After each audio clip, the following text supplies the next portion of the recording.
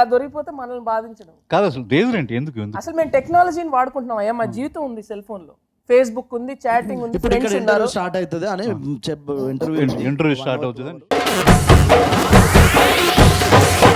చేసుకోమంటే చేసుకుంటా. తర్వాత వాడెంత మనతో తిరిగినా, సిగరెట్స్తో కాల్చినా, తాగొచ్చు కొట్టినా నీకు అస్సలు చెప్పను. లేడీస్ అంతే